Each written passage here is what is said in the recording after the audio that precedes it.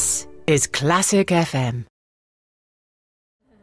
It's Jamie Crick here on the roof terrace at Classic FM. You might hear the roof trying to lift off in the wind at the moment, and the person braving the wind and cold today is Roxanna Panufnik. Thank you very much for joining us. Thank you for having me. I wanted to ask you so many questions, but let's start with the new album, Love Abide, because it's an interesting collection of, it takes its inspiration from different religions, is that right? Sort of bringing it together. Yes. Yes. On the theme of Love Abide. Exactly that. And as a composer, I've always had a massive interest in world music, and I've always drawn from world music for my own works.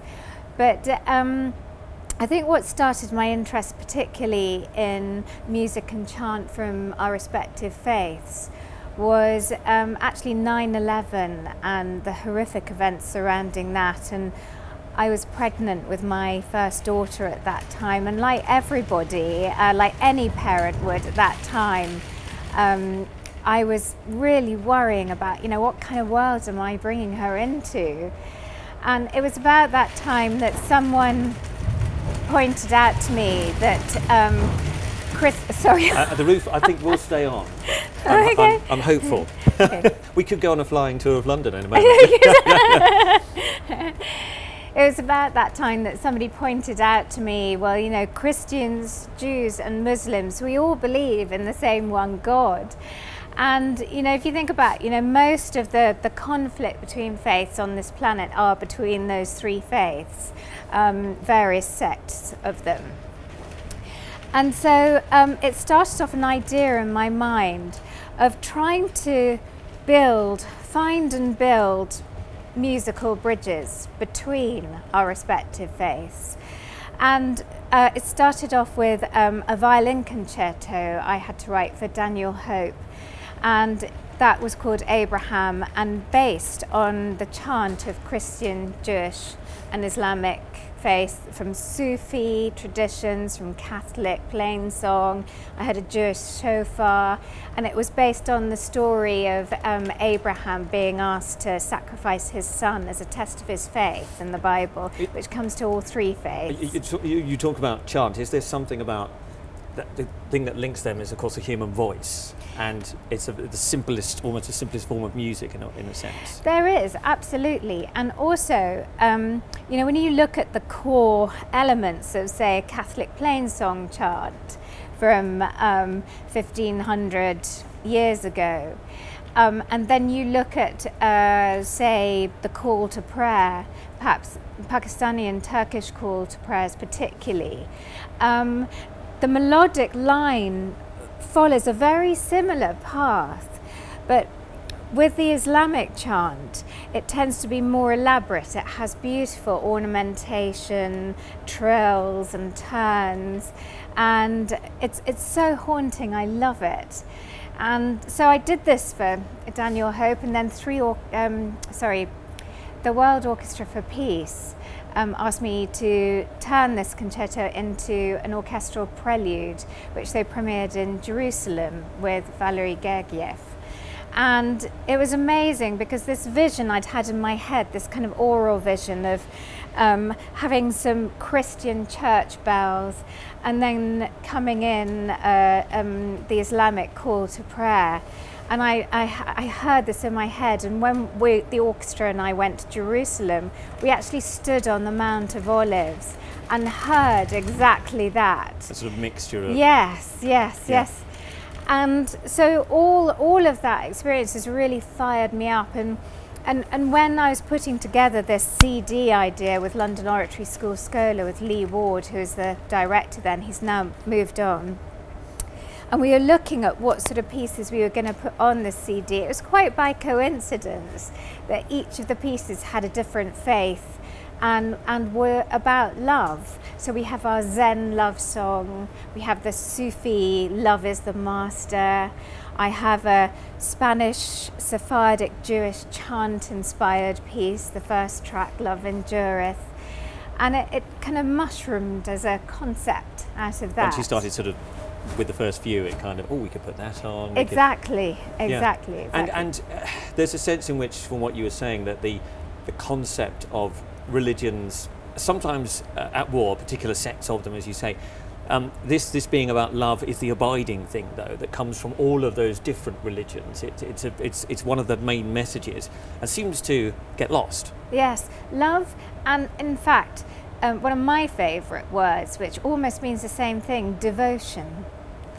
And there's a wonderful documentary I was watching the other day called 10 Days, made by a friend of mine called Nadim Kazmi, and it's about the Shia festival Ashura, and you see these guys, these not musicians or clerics or imams, just singing this chant beautifully with enormous love and devotion in their eyes. It's almost hypnotic, it's so beautiful. And it's so interesting that music has the power to bring that out and enhance it in everybody. And is that what you feel you're doing, is taking that as a basis and then in a sense reworking it for a new audience, perhaps, people who wouldn't necessarily go and sit in a mosque or go to a church or whatever? I hope so. I'd like, I mean, it would be pretty egotistical of me to say I'm saving the world with my musical bridges. Bit by bit, with my CDs. Yes. But I hope that, you know, people are going to come away from listening to some of the tracks on Love Abide and think, well, you know, there's so much beauty in all these different cultures that these faiths inspire. And I want people to feel inspired as well, to go and reach out to other faiths in whatever they're interested in. I mean, you know, at my school, my kids' school, we have 41 different nationalities. And it is a Catholic school, but we do have people from many, many different faiths. And just the mums at the school gates could be organising, I don't know, an interfaith cooking or an interfaith fashion show or something. It's that Christmas time, isn't it? When you suddenly, I think almost Ramadan runs into Diwali, runs into Hanukkah, runs into Christmas, and they all happen within a few months. And in somewhere like Albania, where they have, you know, mostly Christian and Muslim population, and they all celebrate each other's feasts, days of feasts and festivities. And it would be great if we could do that more. Wouldn't it be fantastic if we could all celebrate Diwali and Hanukkah and you know, wouldn't it be fantastic? So